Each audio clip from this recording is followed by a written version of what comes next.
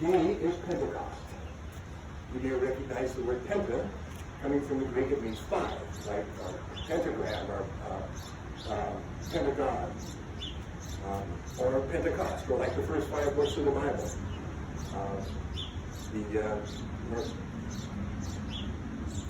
Pentecost, the Jews celebrated, and it was 50 days after the Passover. You may remember they ate the Passover in Egypt, and then God delivered them out of Egypt into the new land.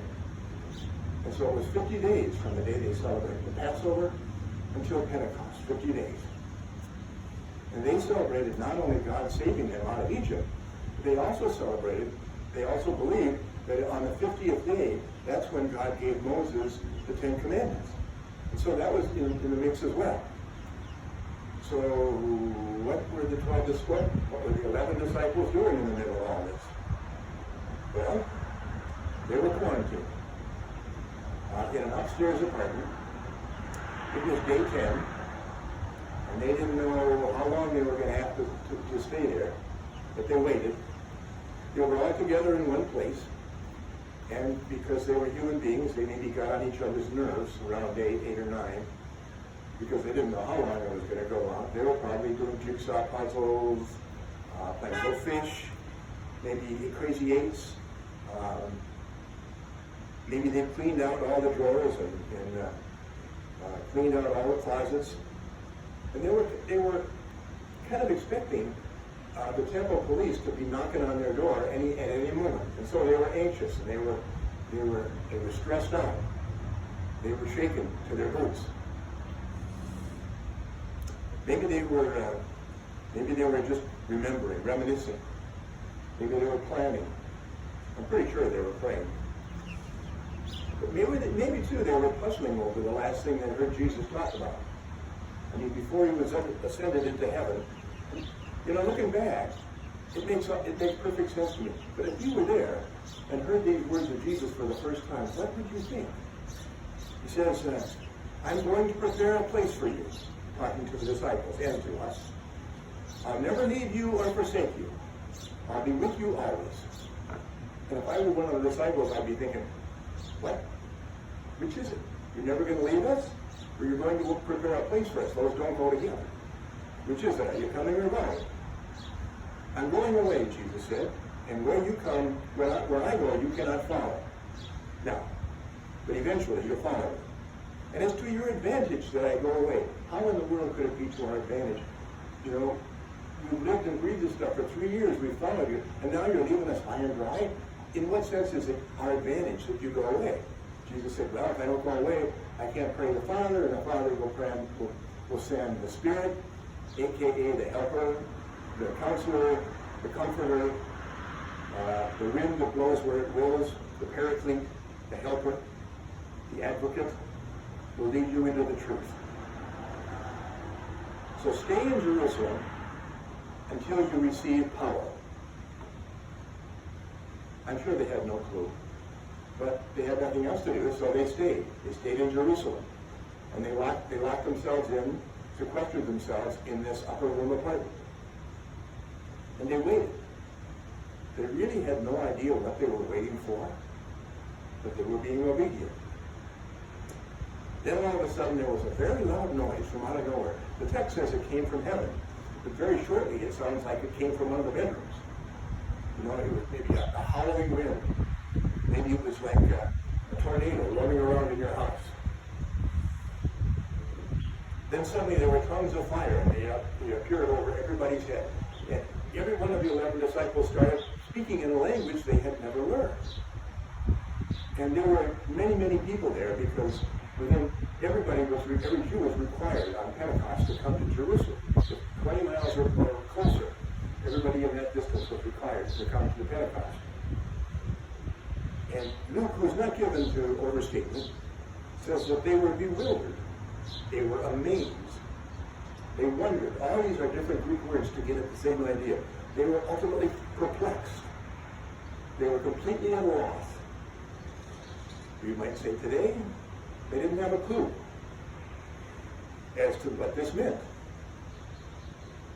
Some of the skeptics gathered that day said, they're just drunk on $3 chocolate. But then Peter stepped up to the plate and he gave the first Christian sermon. He said, these men aren't drunk. It's only 9 in the morning. Who drinks at 9 in the morning? Besides that, this is only phase 1. The bars in Jerusalem are not essential services at this point. And besides, it's the Sabbath. Then he goes on and he reads from Joel. In the last days, God declares, I will pour out my spirit upon all flesh. Just a short rabbit trail. Are we living in the last days? Well, Peter said he was living in the last days, and we come later than Peter, so it must be true. God declares, I will pour out my spirit on all flesh, men and women alike, young and old. Young men will see visions, old men will dream dreams. And then he adds, and it shall come to pass that all who call upon God's name shall be saved. And then he drops the other shoe. He begins to talk about Jesus. And I didn't read it, but you can read it when you get home. Jesus was God's man, and God had resurrected him, and he was going to live forever, and those who believed in him was going to live forever. And it's 2 rather long paragraphs in the Greek. And at the very end of this conversation about Jesus, he sticks it to him. He says, it's the last word of the 2 paragraphs. He says, and you killed him. Well, they were cut to the heart. And they said, what can we do? What should we do? What should we do? And Peter said, you got to repent. Turn away from your sinful life and be baptized. And God will send the Holy Spirit into you. And they were. And 3,000 people were baptized that day and became Christians. And Luke tells us they all gathered together. They devoted themselves to the apostles' teaching, to fellowship, to communion, and to prayer. And the church was born. Happy 2020th birthday. Because the Spirit is still around. Jesus said, it's the Father's good pleasure to give the Holy Spirit to those who ask. It's not been rescinded as far as I know. Everyone who's been baptized in the name of God the Father, Son, and Holy Spirit have the Holy Spirit living inside of them. The Holy Spirit is that part of God which lives inside of us, in our hearts, in our minds. Luther says the Holy Spirit is all about calling, gathering, enlightening, and sanctifying. Paul says it's the Holy Spirit that gives spiritual gifts. Every believer gets at least one. Some have more than one. But so that we can all be not independent, but interdependent, relying on each other and on the gifts of each other. Paul says the Holy Spirit is the one who grows the fruit of the Spirit in our lives. Love, joy, peace, patience, kindness, goodness, faith, self-control. Some say that the Holy Spirit is the shy member of the Trinity, because the Holy Spirit never talks about himself. He's always pointing to Jesus. Check that out when you see references to the Holy Spirit. The Holy Spirit goes about his work so modestly and so quietly, and so much behind the scenes, that we can be looking right at the work of the Spirit and not know it.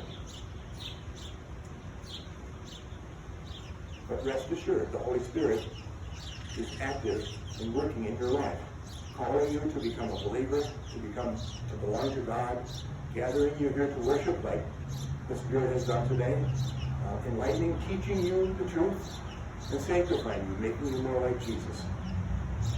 There's a story about a whale and a shark. They both walked into a bar. No, that's a different story. A whale and a shark. Both were swimming in the sea. And the shark swam up to the whale and said, you're so much older and wiser than I am. Could you tell me, Mr. Whale, where the ocean is? The whale looked at him funny and said, the ocean is where you are right now. You are swimming in the ocean. You're breathing in the ocean. And the shark couldn't believe it. He said, oh, I'll get out of town. No, really, you're going to tell me where the ocean is, because I really need to find it. And the whale tried again. The ocean is here now. And unbelieving, the shark swam away, still searching for the ocean. The moral of the story is that the Spirit of God is now living in your life. dwelling within you, dwelling within me, dwelling within everybody in the vehicle today and in this community. Tony Campolo wrote a book on how to be a Pentecostal without speaking in tongues. Kind of catchy title. Tony says that we often take the Spirit for granted. We're often oblivious to the Spirit working all around us, like the sharks swimming in the ocean. The Holy Spirit, the helper, the counselor, is present in the sincere concern that a neighbor expresses for you.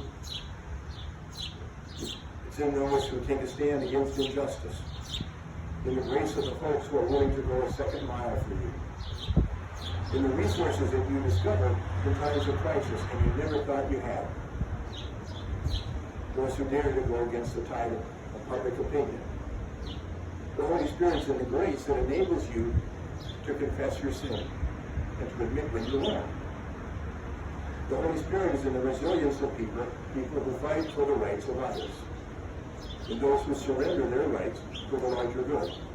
And immediately comes to mind the doctors and nurses and health people and store clerks and everybody who is taking this risk on our behalf.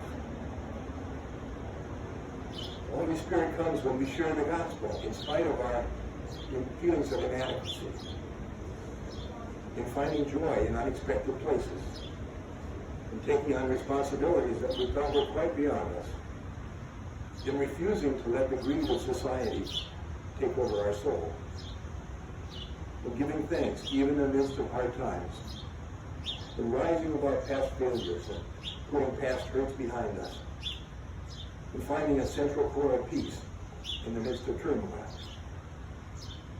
in daring to laugh at situations that others would curse, in knowing ourselves to be a child of God, in knowing ourselves loved when we don't feel very lovable. The book of Acts talks about the filling of the Holy Spirit. And it's in the good book, and it's a meaningful term. But it's so easily misunderstood, so I want to dwell on that just a minute before we close. Some people talk about they were filled with the Holy Spirit.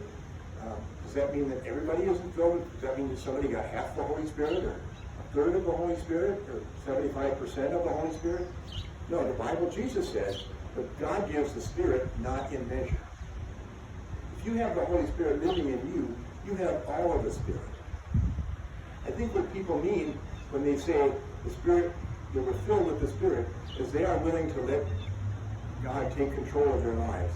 They're willing to lay down their own agenda, their own dreams and plans, and let the Holy Spirit control and direct them. And people perceive that as a filling of the Holy Spirit. The Bible warns us, don't grieve the Holy Spirit. Don't resist the Holy Spirit. Don't quench the Holy Spirit. Don't pour water on the Holy Spirit when he's trying to work for your good. To be filled with the Holy Spirit means to allow God to occupy and control every aspect of our lives. To let go and let God. Once upon a time, there was a wise man. He was up in the mountains, the Himalayas. And people would come to hear him because he was renowned for having so much wisdom. And he hardly ever turned them away. But one day there was a very important man that came up to see him.